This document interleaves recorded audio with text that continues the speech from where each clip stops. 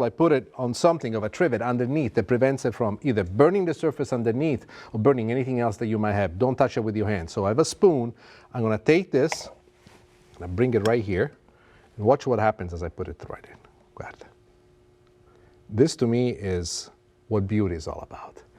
A little bit more, a little bit more, a little bit more. You see, guarda, guarda che bellezza. See, now what you're seeing is the zabaione penetrating all the layers of the strawberries. It's marrying with them. It's nice and thick sauce. This egg-based sweetness is the price for you working so hard. I know that I should be looking at you, but I'm looking at the zabaione saying to myself, should I really give it to them? I don't think so. Maybe I'll keep it to myself, but I don't. You must be generous with everything that's beautiful. One last attachment is maybe one little leaf of mint on top, maybe two, to create the perfect combination of this flower that we just created. And zabaione with strawberry and orange liqueur. And there it is.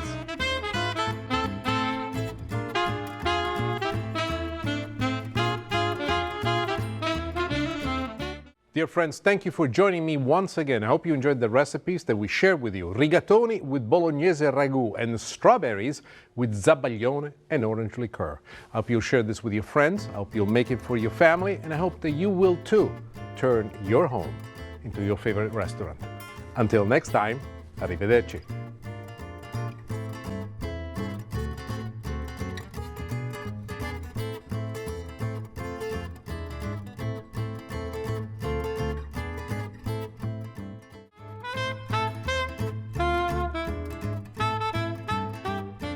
We are so accustomed to see green beans at a local supermarket, we never actually wonder where they come from. They come from a beautiful plant like this, gorgeous and green. Beans like these are the pods that grow right off this plant. It takes about 6 weeks before you can start harvesting the beans from this plant, and a plot of land like this, about 8 by 10, can feed a whole family. In its prime, at its very best, you can almost get a full gallon of beans from this little plot of land. What I love about it is also the fact that it's an activity that you can do with your family and showing your children how the land is important to us, to our world, and how much better the flavor is of these fresh beans that come from the labor that we put together. Ciao, I am Nick Stellino. Today we will make halibut with tequila and jalapeno sauce. And then risotto with zucchini, goat cheese, and prosciutto. Please join me in the kitchen.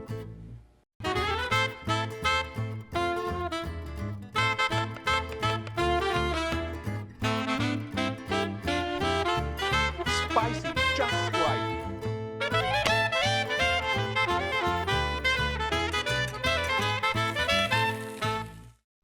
Halibut.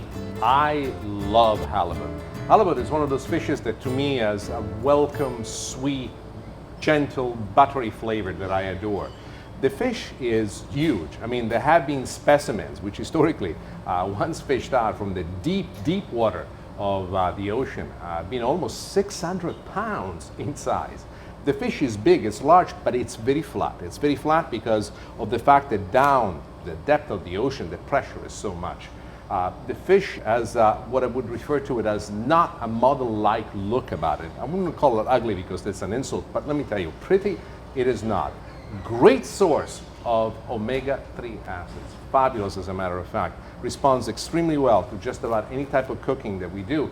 And it has been fished commercially, especially in the Alaskan water, since the late 1890s. One of those fishes that's been part of our diet for many, many years. I have an idea on how to combine this fish with tequila and a special sauce that we'll make for it. In just a moment, I'll show you exactly how. Come with me in the kitchen. Halibut, my favorite fish. Isn't it beautiful to look at? It's got a dense meat. It picks up flavors. In my opinion, you can almost put flavorings that would go well with meat. That's how much I like it. Let me show you how to make the sauce. The sauce is very interesting. It's a sauce that we make with tequila and jalapeno. But like all sauces that I show you, we start the same way. Always. First, a little bit of celery, a little bit of onions, a little bit of carrots. This in Italian is called soffritto, also known as il triumvirato del sapore, the triumvirate of the flavor.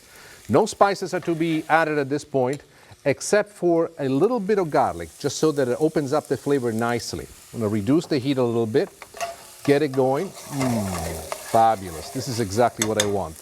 Let's talk about the jalapeno. The jalapeno is something that adds heat, but adds heat with class, panache, elegance. This, let me put it right here so you can see it better. This is what a jalapeno looks like. Very small, but it does pack a punch. Be respectful of this guy. Let me show you how to actually handle it. I like to cut it in half, like this. Then I like to cut the half in quarters, just like this. And this is what we are left. This point, we go with the blade softly, attentively. What you want to cut out is the inner core, the white part. The seeds that you have, and you can see them still stuck here on the blade of the knife, those are very powerful. They're very spicy. Do not mess with those. Get rid of them as much as you possibly can. Now, the next thing that we're going to do is cut this in little strips, or depending on the use that you want to make, and then we cut it in small pieces, just like this. The jalapeno is one of the ingredients that I recently discovered and started to incorporate in a few of my flavors. But what I love about the jalapeno is that not only imparts heat, but it has flavor of its own, just like a pepper. It's one of those things that serves two personalities at once. The next thing that I like to do is to actually braise this and deglaze it. So let's talk about the braise, and then we'll talk about the deglaze. The braising part is kind of interesting because it puts together two ingredients that people are not accustomed to see, at least not together. One is the lime juice. I'm going to increase the heat right now on the lime juice because I want to show you how it glazes up once you add it. Lime, unlike its cousin, the lemon, has a flavor profile all of its own that brings the sauce in a certain direction. However, the fact that the lime is so strong and so acidic in certain ways needs to be counterbalanced by something else, and that is the agave nectar. If you don't have agave nectar, you can just use sugar. But one of the things that I love about agave nectar is that it brings the point home, and it does it in a different, interesting way. So here we go. Look at it pouring down. Just absolutely beautiful. It has the sweet and sour that it builds into the sauce at the very beginning. Now, we have almost all our ingredients into place. What is the one thing that's missing? Could it be parsley? Let's add it. There it is. But what else is there? There is something missing. What is it? Tequila. Sì.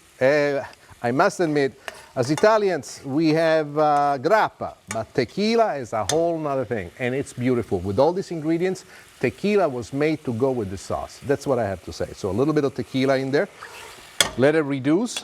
The tequila gives a base to the sauce that when I made it for the first time, I was totally amazed on how truly opens up the flavor. It's like you're building a home and you start putting the walls, the windows, the roof on it. And the tequila is essential. I almost call it a foundation for this. And a foundation that does not make the sauce taste like any other sauces. In spite of the fact that the ingredients might be similar, is just completely different. You see the way my hands go? If you watch the show 10 times really fast, this is going to make you laugh like crazy. I know. I do it sometime when I watch myself. Now, the addition is of other liquids. What are we going to go with? I have in here clam juice. And I know that some of my viewers have written before, and they're allergic to shellfish. If you're allergic to shellfish, don't use clam juice. Just use the same identical amount, but use chicken stock instead. So we'll go with a little bit of clam juice and a little bit of chicken stock. We are going to take the sauce. We're going to bring it to a boil. Once the sauce reaches a boil, we're going to reduce it all and allow the sauce actually to go down to a simmer. Why a simmer? People say, Nick, why do you always want to simmer your sauces once they reach the boil? I feel that as the sauce reduces on a simmering flow, the flavors, as they're reducing, they opened up with much more grace. It's almost like a fact that the harshness of a quickly reduced sauce is missing. It's smooth, velour-like. That is what we're shooting for when we're trying to create the sauce that has such a strong and beautiful personality.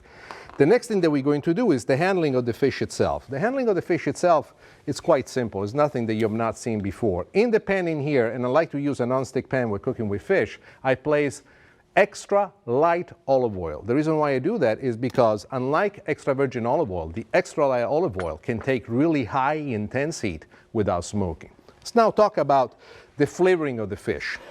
One of the things is when I cook at home and my family comes over, minimum, it's 10 of us. It's a lot of people. It's a lot of pieces of fishes. So one of the things that I do before I serve everybody, I actually create the spice mix. So we have some salt in there. To this, we add a little bit of pepper.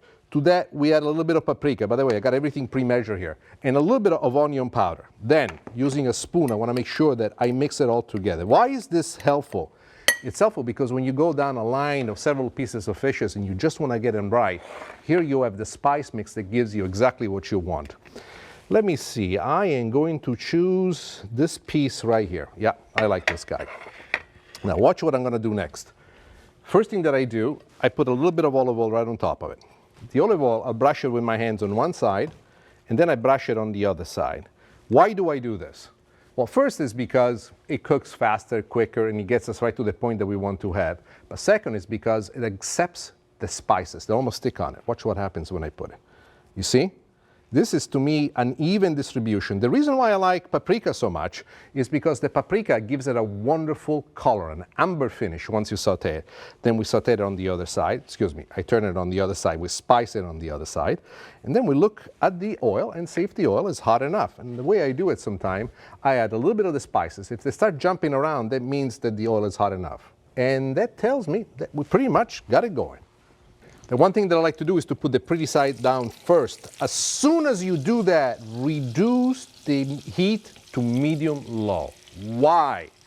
Fish needs to be caressed. Fish needs to be loved. Fish needs to be cooked tenderly. If we were to cook it on very high heat, as we had in the process of preheating that we used before, we would actually burn the fish on the outside and still keep it raw on the inside.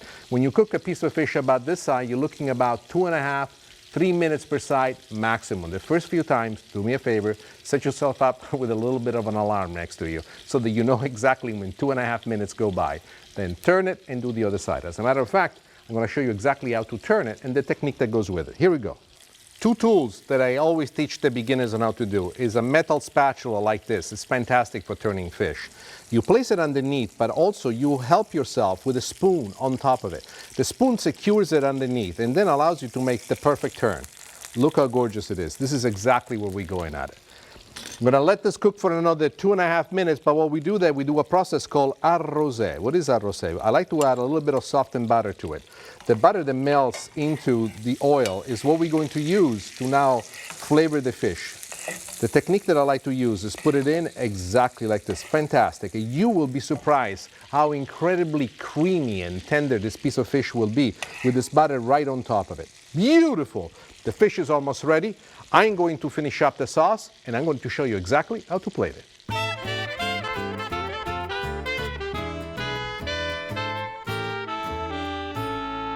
We have strained the sauce and then we have reduced it again to a glossy consistency, but we are not finished.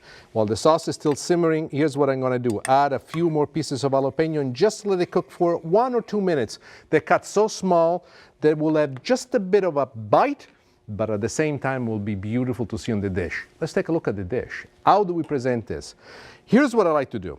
I'm using a beautiful white dish. In the middle of the dish, I put some sauteed spinach. The sauteed spinach is going to lift the fish up. I want this to be a little bit of a masterpiece, almost as if building a sculpture.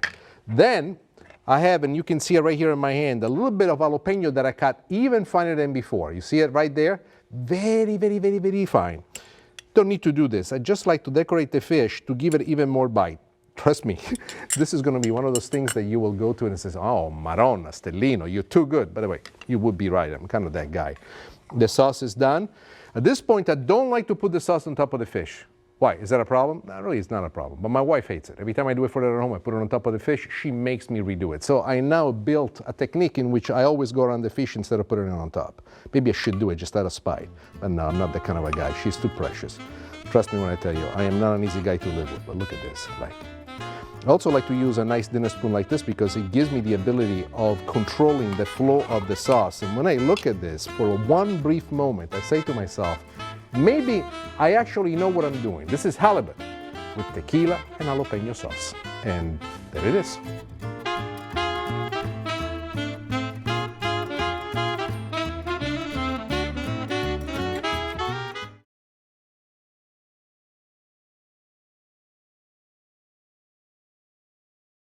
I wanted to find out a little bit more about tequila, so I came to ask an expert, my good friend James. James, tell us about these different types of tequila that you've laid before us. So, all tequila is distilled from one species of the agave plant, the Weber Blue Agave. There are 3 main types. You have your Blanco, your Reposado, and your Añejo tequila. Your Blanco tequila has no aging whatsoever. It's distilled and put right into steel barrels to be bottled. Your Reposado tequila is aged in oak barrels, anywhere from 3 months to 1 year. It has, the oak will impart a little bit of caramel, vanilla, spice, and smoky notes to it. And your Añejo tequila, the third, is aged anywhere between 1 and 3 years. And this will impart even more oak flavor, some smokiness, some spice, some vanilla, some caramel, and sometimes those flavors will even override the agave flavor of the Blanco tequila. Then the real question is, which one of these would be best for actually making a sauce? The best thing about tequila is it's so diverse. You could cook with any one of these. If you were looking for a little bit sweeter, more caramel notes, something more similar to a whiskey, you would use the Añejo tequila. If you were looking for something brighter, fresh, crisp, you would use the Blanco tequila. The Reposado is somewhere in the middle. It'll have some of the bright notes from the Blanco and some of the spicy, sweet, caramely notes from the Añejo. Well, I got my answer. It's about time for me to put my mind together and create something special.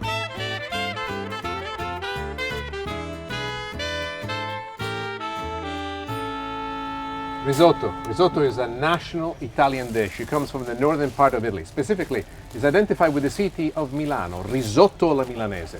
For making risotto, you need two things. You need arborio rice, which we just got, and saffron. But how did risotto come about?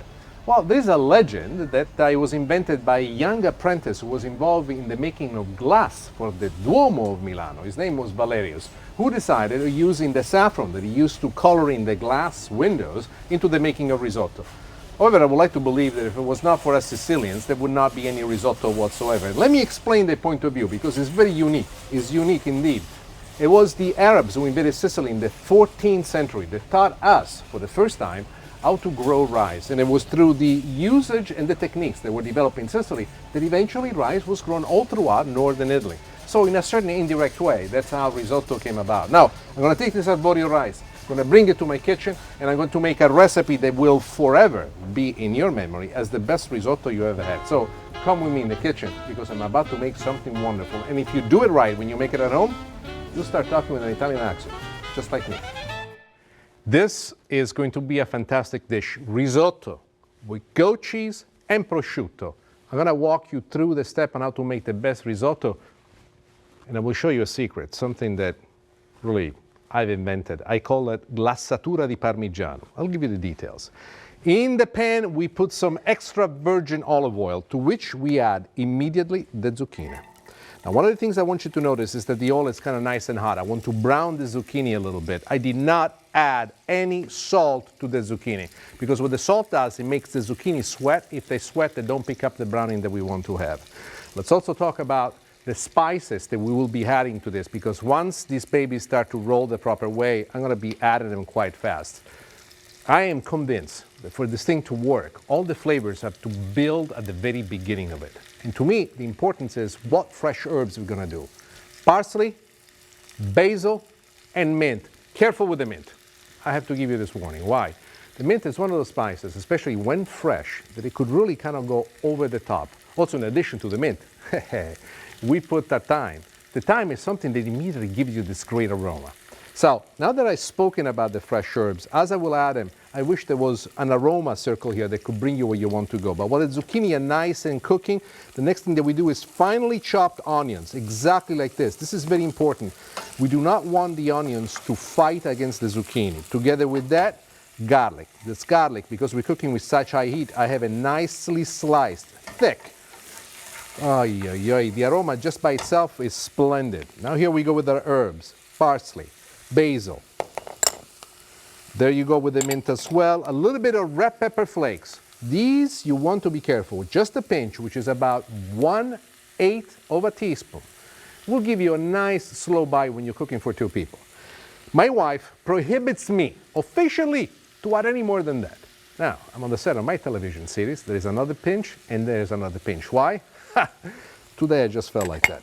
Now, once you get to this point, just stir them nicely. The aromas that you will smell immediately is from the herbs. These herbs have really given us a fantastic basket. A lot of people find that it's unfair to add the herbs at the beginning because they like to see the herbs going toward the end, so this way they don't darken up. But to me, the purpose of the herbs, especially when fresh, is to really release into it their own personality. I really don't care what they will look like. They will be mingled with all the other ingredients that we have.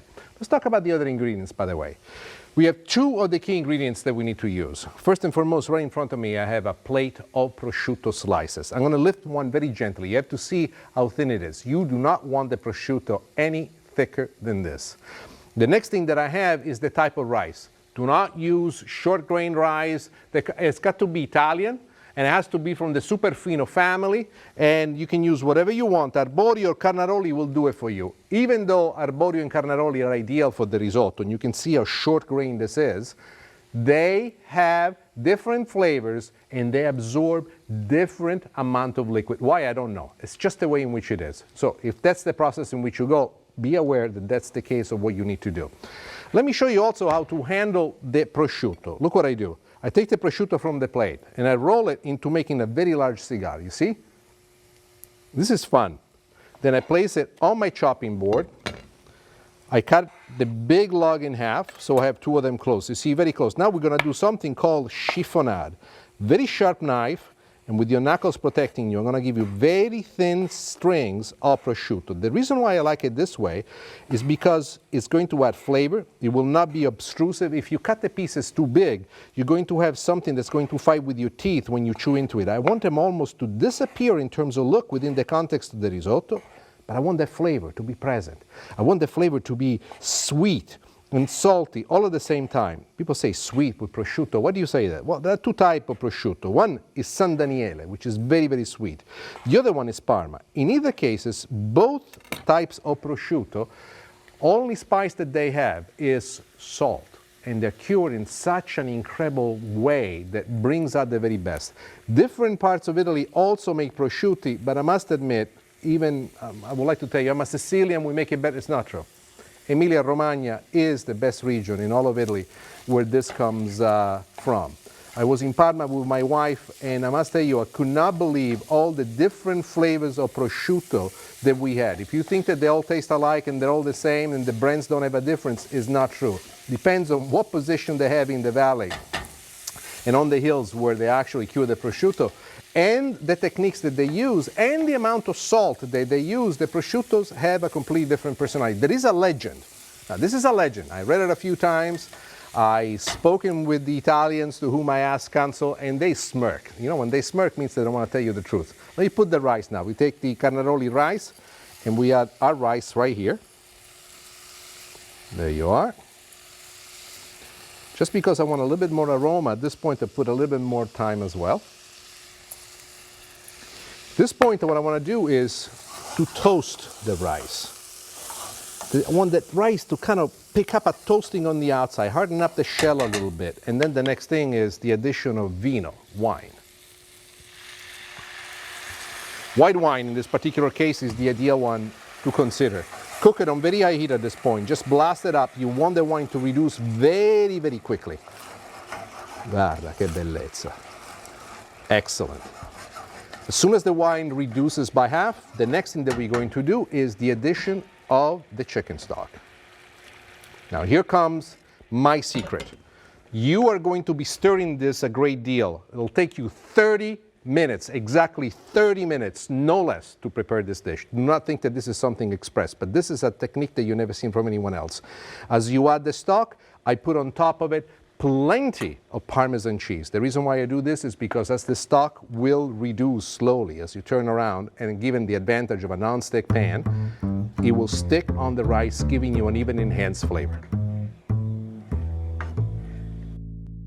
As you can see already, most of the stock has been absorbed. The rice is starting to plump up. You just want at this point to add the stock gently, not an enormous amount, just enough to cover the top of it, and continue stirring gently into it all the way until it's cooked. Remember, we're shooting for a full half hour. The one thing you want to do now, we're almost there, is testing and see if the rice is ready. So what I usually do, I put a kernel of rice on my finger, just like this. Perfetto, al dente. Last addition, two very key ingredients. First and foremost, turn off the heat. At this point, there's enough heat retained in the pan. At this point is when I use the other cheese, that is our goat cheese. The reason why I like to add the goat cheese at the end is because the goat cheese at the end starts to melt with the rice and has a prevalent flavor. A prevalent flavor that I love because it combines together with the Parmesan. And in addition to the goat cheese, I like to put a little bit of butter and do the technique called la mantecatura, the melting of the butter into it. Now, once you get to this point, just let it rest for about 2-3 minutes, and you will notice that the rice will plump up even more.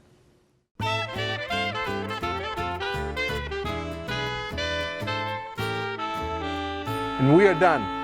You see how loose it is? This consistency of risotto is called allonda. It means with a little bit of the wave.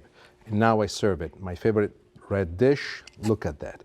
Look how creamy it is, the way it flows. It's just absolutely spectacular. Mamma mia. Am I good or what? Actually, I think I am. Let me put this away. Ooh, little piece of risotto in here.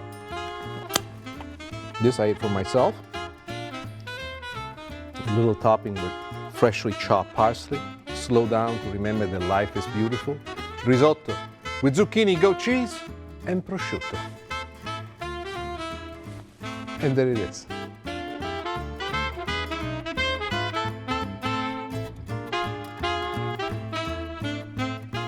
My dearest friends, it was an absolute honor to have you spend some time with me, and I hope that you enjoyed the recipes that we made today. Halibut with tequila and jalapeno sauce, and risotto with zucchini, goat cheese, and prosciutto. I hope we'll use these recipes to entertain your friends and to feed your family. I hope that you will turn your home into your favorite restaurant.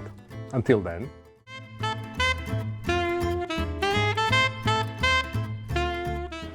Well, when you want to get the best of meat, make sure that you go to your local butcher shop. My butcher is fantastic. As a matter of fact, he looks like a movie star. Hey, Russell, how are you doing? Good. Nice to see you. I love this guy. I love this guy because he does everything, especially when it comes to pork. One of the things I did not expect from an American boy is that he could actually make pancetta. You have two types of pancetta here, don't you? We do. Now, why don't you tell everybody, how did the idea come to you to make pancetta? This is such an Italian thing, so foreign to Americans in general. Well, we get whole animals, and they have these beautiful bellies on them, and I wanted to figure it out because I love it, and so we just tried it. I want to tell you something about the American spirit of independence. Now, did you have an Italian mentor? You made research on your own and you just went for it? Yeah, just read. I've never even been to Italy. I love this guy. Well, tell us about this pancetta. Questa è la, noi we call it rotonda. So, this is rotonda, this is tesa. Just so that you know the difference between the name rotonda, which means round, and tesa, or arrollata, and tesa, which means flat. Ciao, I am Nick Stellino. Today we will make something special. Grilled steak with coffee rub, served with roasted asparagus and potatoes, following up with fried green tomatoes. Please join me in the kitchen.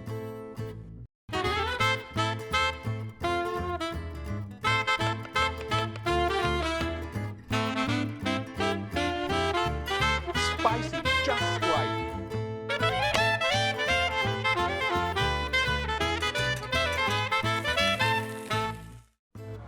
There's more to these coffee grounds than making a fabulous, delicious drink for the morning. As a matter of fact, I'm going to show you how to use this espresso coffee grounds to making the perfect rub for a steak, a barbecue steak. This will soon become your favorite recipe ever. As a matter of fact, come with me. I will even show you how to choose the perfect steak. Let's go.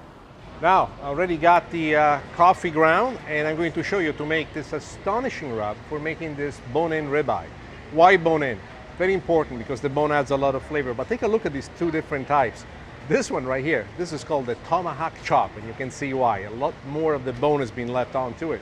Why is it that a ribeye makes a fantastic steak? No matter how you cook it, if you grill it, if you bake it, if you roast it, if you barbecue it, the marbling on the inside of the meat continuously bastes the meat all the way through. This consistent basting enhances the flavor and maintains juiciness and tenderness in the meat. The rub that I will show you will also add an element of flavor which is totally unexpected, and you will make a whole new flavor profile discovery. But these are incredible steaks for this particular one. As a matter of fact, I recommend that when you try it for the first time, you try this particular cut. Russell, I like it. I'll take them both. Isn't this absolutely beautiful? I love the steaks. As a matter of fact, I'm going to show you a unique, unusual way on how to handle the steak. We're talking almost about a cowboy rub. I don't know if it's a cowboy rub, but it's a coffee rub. It is not Italian. This is not what I grew up with. It's one of those things that I kind of learned along the way, and some of my friends were saying, you know, you ought to try this, it's wonderful. I go, come on, who's gonna put coffee on steaks? You must be kidding. Then they say to me the word espresso. We use ground espresso. Suddenly my face went like, ground espresso, that I like. So I tested it at home. I tested, I must tell you, I went through a series of failings, which I don't even want to tell you how many of those. But eventually, if you're persistent and you stay focused, you will find the right formula. And I did. Let me show you this rub that I put together that works wonders. I'll walk you through the step-by-step on how to make it, how to apply it to the steak, how to cook the steak, and also how to make some wonderful side dishes, which are simple in nature, but because of their simplicity, are fairly difficult if you don't pay attention to the details. I will share with you the secrets on how to make the perfect roasted potatoes and the perfect roasted asparagus. So let's get started. For the rub, I like to start from the bottom, and that is brown sugar. Brown sugar brings out, in my opinion, a building block to this whole thing, which reminds me almost of summer barbecue. What is that I do with my ribs? Then we go with chili powder. Then we go with paprika. Then we go with onion powder. Then I go with coffee grounds. The coffee grounds that I like are espresso coffee ground. The stronger, the better. I know, right now you're watching this because Stellino's going crazy. I know people are calling every, you got to watch this guy on TV. He's doing something absurd. Trust me, this is awesome. The next thing we're going to do is salt. And if you're going to put salt, put real salt in it. Sea salt is what I want to see. And then always a little bit of pepper. And here we go with the pepper. Now, your hands are going to get dirty, so you got to do this. You got to mix all of this ahead of time, especially when I cook at home. If I cook for my family, if I cook for a large group of people, I like to get the mix of this marinade, or the spice mix, just perfect. Next thing, I'm going to choose a steak. Let's take a small one. One like this. It looks like it comes from a dinosaur. I've never seen something this big. How can a single person finish this, you may ask yourself. Trust me. You follow this recipe, the steak, by yourself, you'll finish it because you don't want to share it with anyone. But why? As I apply the rub, make sure that you apply and you push it right in. I don't know how to explain this except using my own words with a heavy Italian accent, but something happens to this rub. Once it goes into the steak, it penetrates through. I would have never believed in this lifetime or next the coffee could actually impart such a flavor to it, but it does. It brings out a personality as you never tasted before. Now the secret here is that you cannot just put the rub and then cook the steak. For these flavors to work, you must let the steak rest for 45 minutes. It takes 45 minutes for all these flavors that we just pushed on top of the steak to penetrate down into its most meaty part. Let me show you what the steak will look like once we get it done. You'll see this, you'll understand. Look at this. You see the difference in color? This is what takes place once the color gets all the way through. It's deeper, darker. It's absolutely wonderful. We're not ready for this yet, so let's get it going and let's get it started. Right here on the side, I have my favorite grill pan. I'll take it in and off we go. While this steak is cooking, let's talk about the other side dishes that we're going to be making, which are simple, fabulous, yet they deserve a certain amount of discipline. When I say discipline, what does it mean? Is it the discipline that we need to get cooking? No, it's the discipline to understand how to make the dish work. Potatoes, roasted potatoes. I must tell you that, like everybody else in the past, I used to simply take the potatoes and put them in the oven. Let's take a potato, for example, how to cut it into the perfect cubes. Take a potato like this. What I do at home, when I'm in a rush especially, I cut the ends, I cut the other ends, just like this, then I cut the potato in half. At this point, I do a process called squirting out the potato. Very simple. This is going to be used for something else. I'll tell you what. Let's squirt out the other potato. You see 1, 2, 3, 4. These potatoes right here now, I cut them in half, and then I cut them in quarters. And these are the pieces that we're basically looking for. Those are the cubes that we want. But you cannot yet use these cubes in the present form. No, you cannot. Why not? Because you need to blanch them.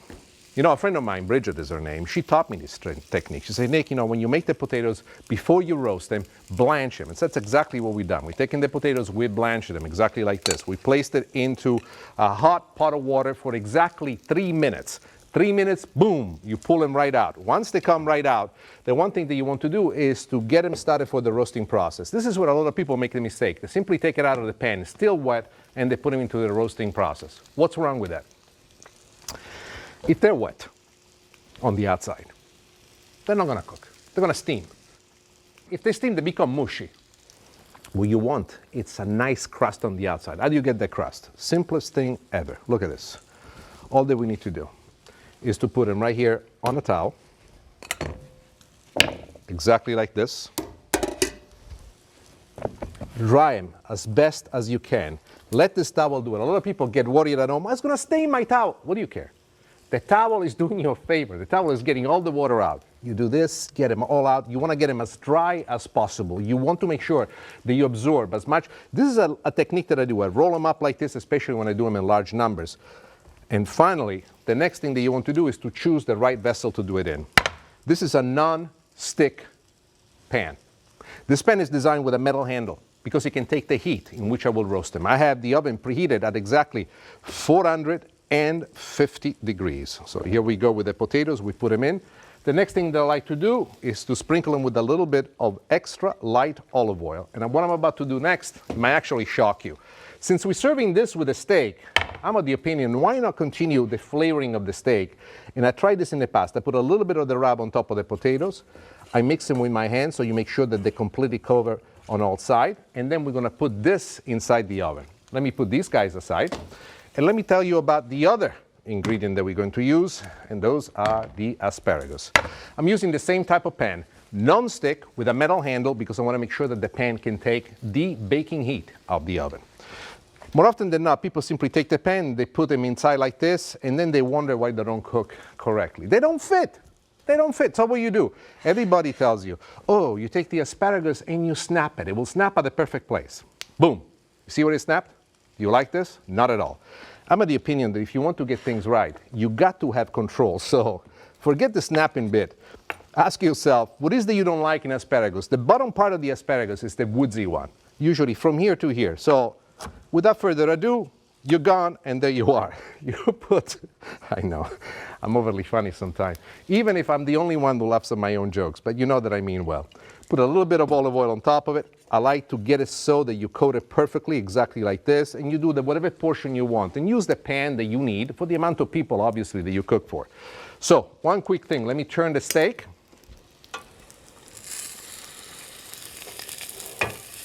Look at that, yes sir.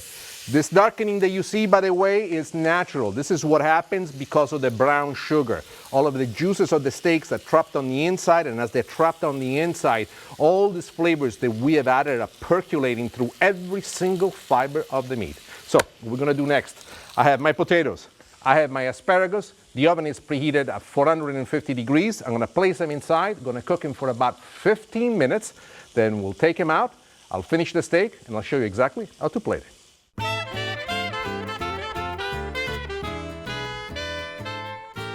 Asparagus and potatoes are ready, still sizzling, hot out of the oven. I love this. Be careful with this because it could really hurt you. That's why I have these protective gloves. I look like a cartoon character. I like me a lot. Anyway, don't be too funny on these things because you do need to protect your hands. Look at the steak. We let the steak rest once we cooked it for a good 5, almost 8 minutes for a cut this big.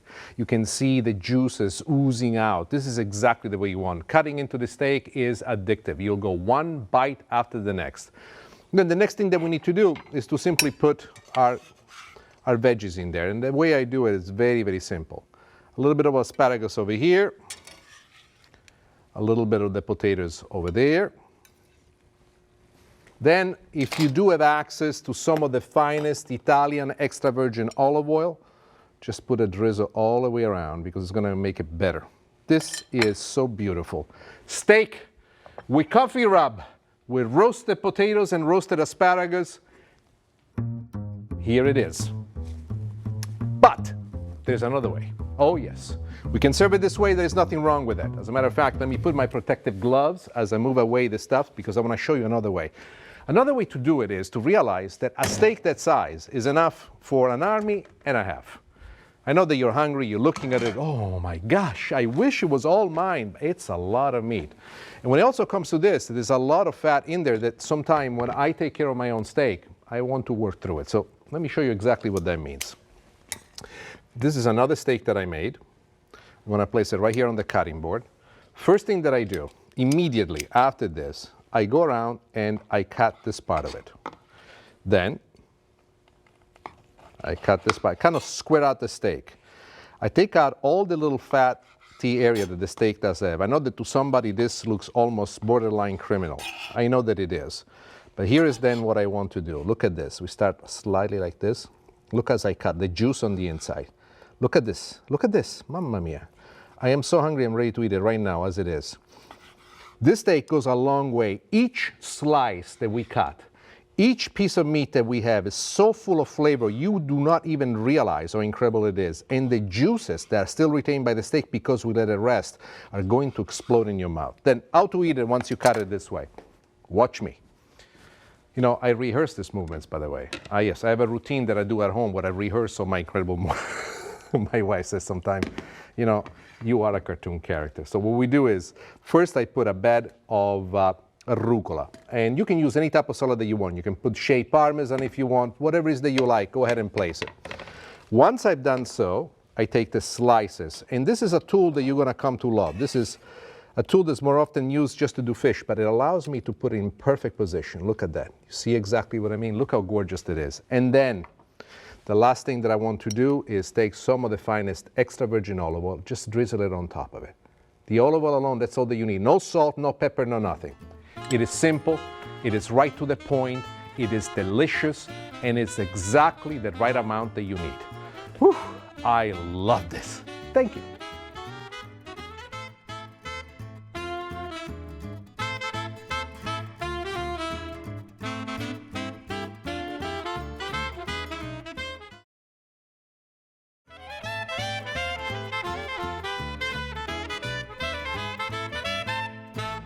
I came here at my favorite cheese shop to get burrata. But what is burrata? Burrata is a type of mozzarella. But unlike mozzarella, in spite of the fact that it's made through the same process of pasta filata, burrata is filled both with pieces of mozzarella and with cream, so that when it's sealed, the cream remains on the inside. I think that burrata is almost a built-in dessert, because when you cut through it, there is this wonderful creaminess of it, and it's fabulous to be used with a tomato salad or with just about anything that you would want to make. If you never had mozzarella burrata, you must do it. It's originally from the Apulia region in southern Italy. Unfortunately, us Sicilians did not invent this, but it is absolutely fantastic. Sherry, wrap this up for me. I'm taking all three home. I'm finishing up the last leaf of basil. Let me put it here on a paper towel. Fried basil. I bet you never heard of it. I know. I discovered it by mistake. I had nothing to do in the kitchen when they said, how about maybe I fry some basil. Very simple. You get the oil nice and hot. I use extra light olive oil. As soon as it gets nice and hot, reduce the heat to medium high. Put in the leaves. Remember, it's going to cook in roughly less than 8 to 10 seconds. Lift it, turn it, and then put it here on the towel, waiting for the absorption of the oil. But I want you to see the difference. This is a fresh piece. You see how nice and flexible it is? This is what we use to put in there. Now, I'm going to show you exactly what the crunchy ones look like. Let's take this guy, for example. Look at this. It's crystallized. It's like a potato chip. Fantastic. The flavor is concentrated. It not only makes a great garnish, but it has a flavor personality of its own. Green fried tomatoes. This is not Italian. Absolutely not. If anybody comes out and says, oh, we invented this in Italy, they are making up stuff like you wouldn't believe. This actually happened to me. The first interaction I ever had with this recipe is when I visited the South here in the United States, Savannah, Georgia. By the way, one of my favorite places in the world. It looks like Sicily, I should say. My good friend Nancy, a woman who embodies Southern charm and class and personality, invited me to come. Said, Nick, you and Nancy, my wife, you have to come. You have to check it out. It's beautiful. You know what? I said, let's do it. So we took a vacation. We went and we chose the month that was supposed to be the best month ever to go to Savannah, Georgia. And that was the latter part of April. Well, apparently, the day that I arrived, the weather went from 65, 70 to 100 degrees and humidity like you wouldn't believe. I was walking around and says, Marone, it feels like Sicily. I'm dying. I cannot move. Turned out that in order to repair from the heat, because I could only see so many things and I could last outside only for a few moments, I ended up going to the local restaurants and trying the local specialties. I fell in love with green fried tomatoes. And I want to share with you how I learned to make it myself. Now, you can use green tomatoes. They're the best ones because, as you can see, they have a nice hearty substance. If you don't find this in your part of the country, red tomatoes will do just as good. So here's what I do. I like to cut a nice thick slice of it. I take the end off, just like this, and then I give myself a slice that's, I would say, is about this thick. Don't worry about the spraying. There it goes. I'll put this aside. We are going to do with our green fried tomato a mixture that brings personality to the tomato. Why? The tomato, being green, really it does not have a development of flavor, something significant. So we go with sugar, we go with onion powder, we go with garlic powder, and we go with paprika. I put all of this together just like this. When you make this at home, especially if you cook for a large group of people, make sure that you line up all of your tomatoes on a tray that you're going to make for each one of the single portions. And then you sprinkle it with this flavor on one side and then on the other. If you do have time, let them sit for about 4 or 5 minutes. This allows for this flavoring to go deep into the inside. I would recommend for you to do that. Now, let's assume that we have let this one sit for a good 5 minutes and we're ready to go. The next thing that you want to do, you need to bread it. The breading of the tomato is very simple. It's almost as if you're making a cotoletta alla milanese. And I showed you this in one of my, I know. You listen to me and say, what did you say? Cotoletta alla milanese. If you listen, eventually you'll learn even how to spell it. Oh, mamma mia. I'm going to get so many letters of this. First thing you're going to do with the tomato is put it into the beaten egg yolks. To make this even more effective, in addition to the egg yolks, what I added is a little drop of cream. In my opinion, it makes it more buttery, it makes it lighter. It's just a feeling that I have. I've been doing it forever, and it does a fantastic result. So make sure that it's well coated. The next thing that you do, you put it into the breadcrumbs. Now, some people talk about dipping it twice. Instead, what I prefer is this technique that I'm showing you. Put the breadcrumbs on top. You see the control that I have right here with the amount of the crumbs and how I let them spread. Then I turn it over again, and I do the same thing on the other side. What you want to make sure is completely covers it. It's important that it covers it completely because the more completed the coating is, the better it will look, and also, in my opinion, the more flavor it retains on the inside. The oil that we're using is extra light olive oil. You can use any type of oil you do, but do not use extra virgin olive oil for this particular recipe because extra virgin olive oil has a very low smoking point, and if you cook it excessively with high heat, it will burn and it will smoke. So have your tools handy and available. I know this is usually to be had for fish, but I find that in this particular case is astonishingly great. Now, let's see if this thing is ready, and I think that it is.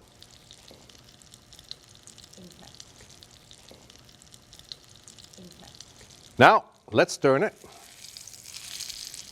Perfect. Nice and brown. This is what I love about it. If you want to give it some extra flavor, maybe you may want to use my recipe for Italian-style breadcrumbs that also have on the inside a little bit of cheese, a little bit of dry mint. Kicks this up to the next level. But let's use right now basic breadcrumbs. Let's see now. It will take another minute and a half, and this will be perfectly ready. All right? It's done. It's perfect. This is the perfect browning that I like. What I always like to do is to place it on a towel for a few moments for 2 reasons. We want to let it cool off so it's easier to eat. We want all the juices to really connect with it. And also we want the towel underneath to absorb the excess oil. This makes it so much more of a pleasure to eat. While this is resting, let me talk to you about burrata. What is burrata? Burrata is a type of mozzarella. And let me show you to you exactly what I mean. Here we have 2 types. This is the regular mozzarella. Let me cut right through it and pay attention to what it looks like. So this is the regular mozzarella that you buy at the store that everyone knows. You see nice and tight on the inside. Now watch what happens with burrata. Burrata is completely different. I hope you can see it. Ready? Prepare yourself because this thing is paradise. Burrata is a mozzarella with a higher fat content. You see, it almost looks like cottage cheese, very buttery on the inside. This is God's gift to man. And I'm going to show you in just a second how to put it together. Let me give a chance here to clean up, and I'm gonna come back and show you how to plate this wonderful dish.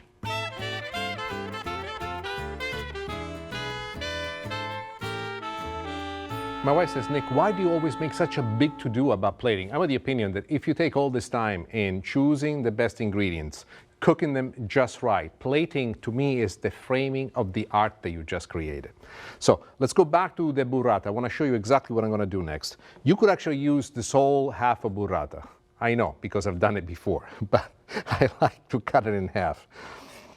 Then choose a plate that you think would be a wonderful work of art, and this to me it is. We'll take the piece of the green tomato that we fried, then very attentively Here's how I like to do it. I like to have the burrata sitting right on top of it. I like the creamy part facing you.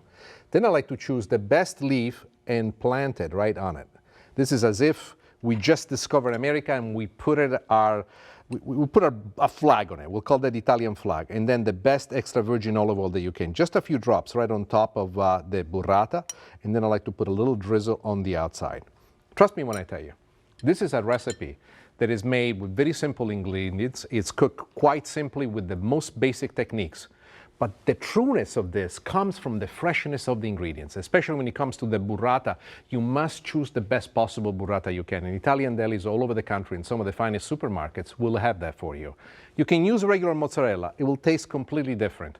But whatever it is, have fun with this. This is what makes life a little bit worth living. Living better, with passion, with a smile, and knowing that at the end of all things, you might have a terrible day at work, your business might not be exactly the way you wanted it to, but when you go home, you are the king in your own kitchen. And when you are the king in your own kitchen, you're able to create masterpieces like this, I want you to do one thing. Take a photograph of me, put it on a frame, put it on your kitchen, and from now on refer to me as Saint Nick, the protector of all those who love to cook. From my heart to your kitchen. Ciao.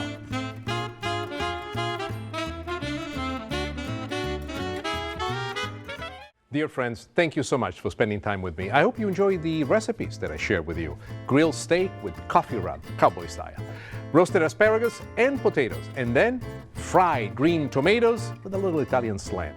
I hope you'll share these recipes with your friends, with your family, and I hope that you will turn your kitchen into your favorite restaurant. Until next time, arrivederci.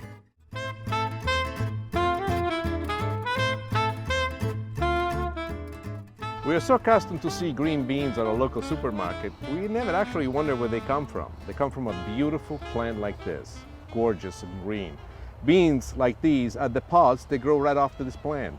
It takes about 6 weeks before you can start harvesting the beans from this plant, and a plot of land like this, about 8 by 10, can feed a whole family. In its prime, at its very best, you can almost get a full gallon of beans from this little plot of land. What I love about it is also the fact that it's an activity that you can do with your family and showing your children how the land is important to us, to our world, and how much better the flavor is of these fresh beans that come from the labor that we put together.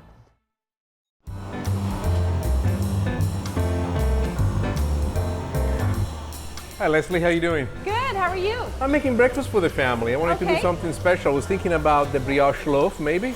We've got our plain brioche here, but we have a really nice little sample here of a cherry. I love all the stuff that you do. Yeah. Let me have a taste of this. Just give it a try. This is It may not be perfect for your recipe, but I love coming here. You're always full of ideas. This is good. we use this a lot. I will have this too. Okay. So one of each, okay? Awesome. Thank you. Today it's all about breakfast.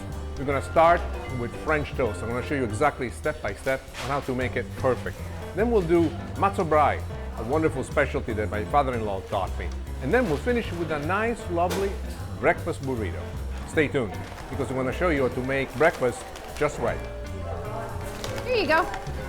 Ciao, Enjoy Bella. that. Grazie. Enjoy that.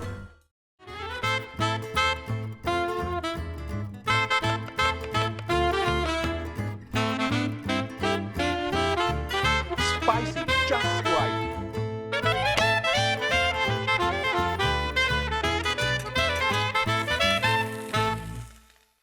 Ta-da-da. When you rise in the morning, think what a privilege it is to be alive, to breathe, to think, to enjoy, to love. These are the words of Marcus Aurelius, a wonderful Roman emperor who thought of these words almost 2,000 years ago, words which I live by today. It's my mantra, so to speak. But what makes the perfect morning? A great breakfast. And what is that I consider a great breakfast? French toast. French toast with cassis and strawberry sauce. Let me show you how to make it. First and foremost, we have to make the beginning of the custard. The custard is composed of eggs, but those eggs by themselves, what do? They need something special. Maybe it's a little bit of cinnamon that we add. Yeah, we could do that. Or maybe it's a little bit of the vanilla. Yeah, that could be it. Or maybe it's a little bit of cream. Yes, a little bit of cream would add certain richness to it. But something is missing. Sugar.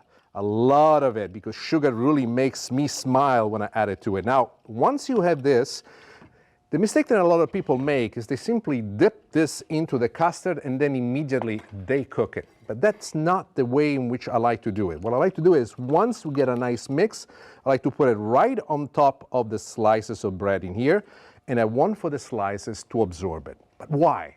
Why do we do that? Let me show you the difference. In here I already have some butter, which I have put in the pan. Non-stick pan are the best ones that you want to use for this, but let me show you here the difference. These are 2 slices that we used earlier. You see all of this has been already absorbed by the slices.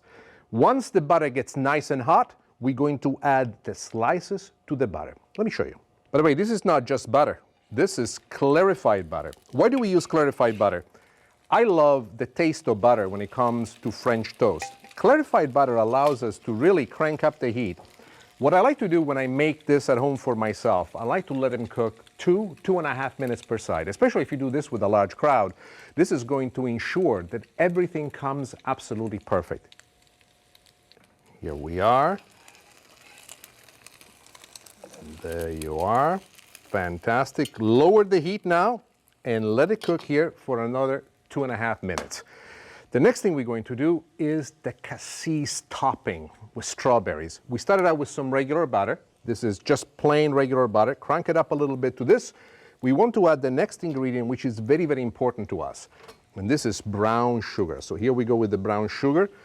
Bring up the heat on this one, and what you want to do is stir consistently. What you want to create is almost like a syrup-like finish that's made exactly of butter and sugar. Once all of your sugar in here has melted into the butter and has become nice and liquid, that's when we add the other ingredients. But until then, pay attention to what you do, because this is at the core, this is at the essence of what the sauce is. We're going to infuse this with a lot of little ingredients that are going to make a huge difference for us. First and foremost, we come with the strawberry. Fresh strawberries, nice and sliced, rich, with their own juice added to this base, are going to create for us the beginning of this. The next addition is a liqueur called cassis. What is cassis? Cassis is a fermented liqueur that's made mostly, is made exclusively from red currant berries. It's fabulous as actually part of a cocktail known as Kir Royale, for those of you who love that. Here's our cassis. I'm going to increase the heat up very high, and I add the cassis. What you want to do is add the cassis and cook this until it reduces by half. Now the cassis is reduced by half, and what we have left behind is the butter, the sugar, and the natural juice of the strawberries will make this wonderful. All these 3 flavors coming together, creating the essence, the syrup that we like. Let me turn this off because we are completely done with this. And now it's about time to plate it. One of the things that I like to do is to get a nice big plate. Why? Because this is a big boy breakfast. So here we go with the first slice. I like to put it on the other side. Then when you place it, always put it a little bit off, just like this. The next thing is to use a spoon to decorate it.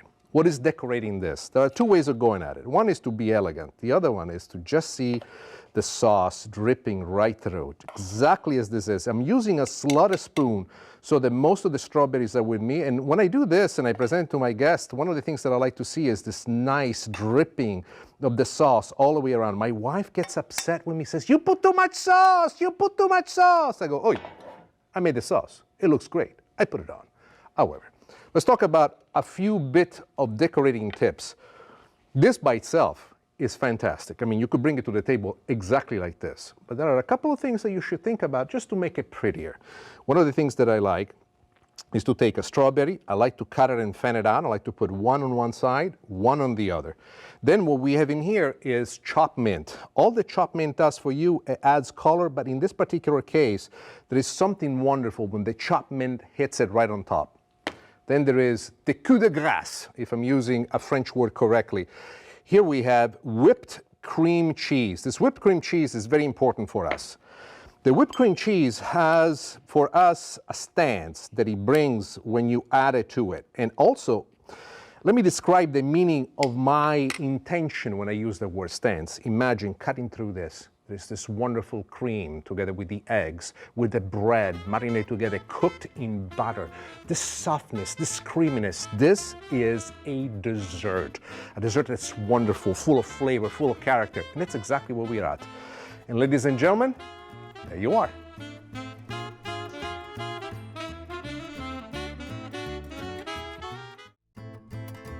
I love cooking with clarified butter.